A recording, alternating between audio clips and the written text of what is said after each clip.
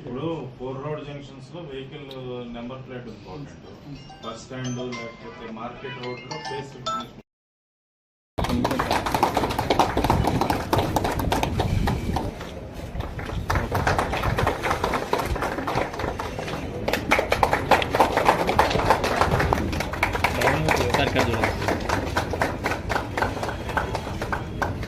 అందరికీ నమస్కారం.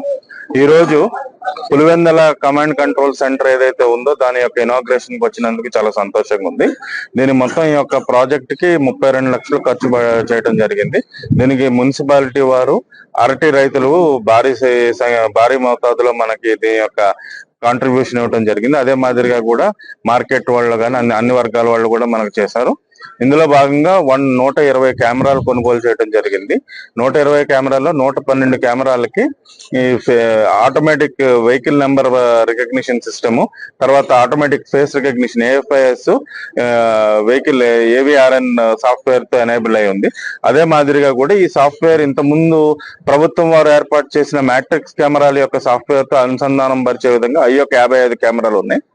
ఇవన్నిటిని ఒకే చోటకి ఒకే కంట్రోల్ రూమ్ కి తీసుకురావడం వల్ల ఏంటంటే పులివెందులు ఏదైతే ఉందో కూడళ్ళు, ప్రధాన కూడళ్ళు 7 ప్రధాన కూడళ్ళు, తర్వాత colleges, schools, high schools, bus stands, market places, తర్వాత ఎక్కడైతే ఇది గతంలో ఈ నేరాలు జరిగిన ప్రదేశాలను అవన్నీ కూడా కవర్ చేయడం. దీనివల్ల ఏంటంటే ముఖ్యంగా కూడా high school and college going ఆడపిల్లలకి, తర్వాత ఉద్యోగాలు చేసే మహిళలకి, తర్వాత సగటు పౌరులందరికీ కూడా ఈ యొక్క సెన్స్ ఆఫ్ సెక్యూరిటీ, భద్రత అనేది మరింత మెరుగ్గా, పోలీసు కూడా ఇంకా ఎక్కువ జవాబుదారీతనంతో మీ అందరికీ సేవలు అందించేటకు మేము అంతా కూడా ఈ యొక్క ప్రోగ్రామ్ మనకి సహకరిస్తుంది.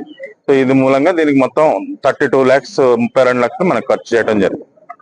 అదే మాదిరిగా కూడా పులివెందుల సబ్ డివిజన్ పరిధిలోని అన్ని పోలీస్ స్టేషన్లకు కూడా డ్రోన్ కెమెరాలతో కూడా మనకు సమకూర్చడం జరిగింది. ఆ అన్ని డ్రోన్ కెమెరాల్లో కూడా పులివెందుల ఈ మెయిన్ కంట్రోల్ రూమ్ మనం అనుసంధానం చేసుకోవచ్చు. దీనివల్ల ఏంటంటే ఎటువంటి మేజర్ పొలిటికల్ ఈవెంట్ జరిగినా కానీ ఏం జరిగినా కానీ మనం ఇక్కడ కంట్రోల్ రూమ్ నుంచి ఏం జరుగుతుందనే దాని మీద మనకు ఒక అవగాహన ఉండి ముందస్తు ఏదైనా నేరం జరగకముందో లేకపోతే ఒక అల్లర్లు జరిగే వాతావరణం ఉన్నా మనం ముందుగానే అక్కడికి మన యొక్క సిబ్బంది చేరుకుని దాన్ని నివారించే విధంగా ఇక్కడ కమాండ్ కంట్రోల్ ఏర్పాటు చేయాలనేది అప్పుడు స్టార్టింగ్ వచ్చినప్పుడు, ఆ తర్వాత మున్సిపల్ కమిషనర్ గారు దీంట్లో 50% కాంట్రిబ్యూషన్ చేయడం జరిగింది.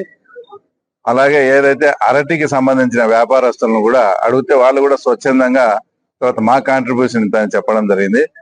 అలాగే ఇక్కడైతే ఎవరైతే వైన్స్ సంబంధంగా ఎవరన్నా వ్యాపారస్తులు ఉంటే ఆ తర్వాత వాళ్ళ కాంట్రిబ్యూషన్ కూడా తర్వాత ఇందులో ఉంది. అంటే అందరి ఉద్దేశం ఏంటంటే ఒక పులివెందులను ఒక సురక్షితమైన ప్రాంతంగా ఉంచాలి, ఎక్కడ గానీ బాగా క్రైమ్ రేట్ తగ్గించాలి.